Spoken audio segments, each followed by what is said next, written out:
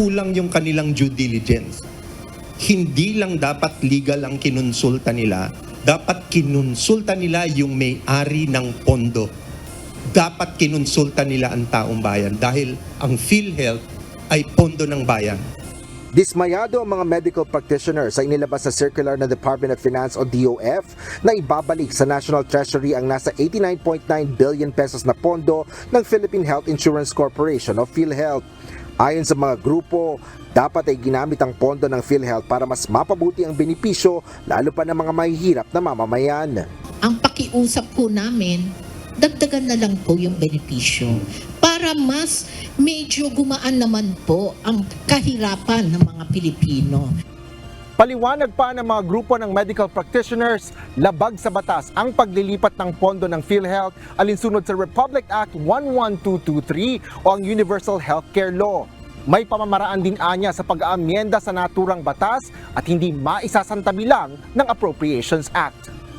Kaya upang ang issue na ito ay ma-resolve, ay minaparapat namin na mag-file ng isang petition sa Supreme Court questioning the legality and the constitutionality ng paglipat o pag-transfer ng pondo ng PhilHealth sa General Fund.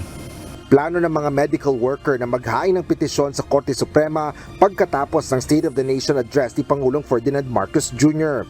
Umaasa ang mga grupo na mahadlangan ito ng Pangulo na may kapangyarihan nila upang matutulan ang paglilipat ng pondo. Isang formal na sulat na pirmado ng mahigit 60 grupo ng mga medical practitioner ang ipapadala nila para umapila sa Pangulo. Nagtataka naman ang Private Hospitals Association of the Philippines Incorporated o PHAPI kung bakit may sobrang pondo ang PhilHealth na hindi ginagamit. Gayong may malaking bayarin pa umano ang mga ito sa mga ospital na umaabot pa ng 4 hanggang 6 na bilyong piso. Mula pa nila ito sa mga benepisyo ng mga pasyente, partikular na mga naapektuhan ng COVID-19 pandemic simula pa noong 2021.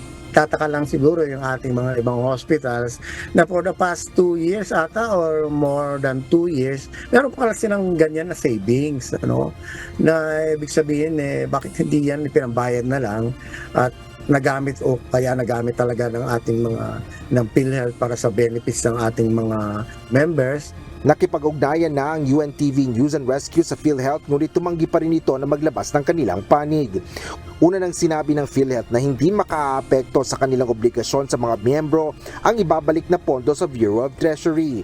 Katunayan, itinaas na kamakailan ang mga benepisyo at packages gaya ng dialysis, breast cancer, stroke, high-risk pneumonia, asthma at neonatal sepsis. Isinasaayos na rin umano ang mekanismo o guidelines para maisama ang open heart surgeries, COVID-19 at 2 pang cancer packages.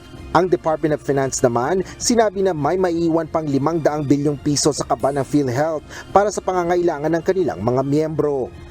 Asher Cadapan Jr., UNTV News and Rescue. Diyos ang aming sandigan, serbisyo publiko ang aming pinahahalagahan.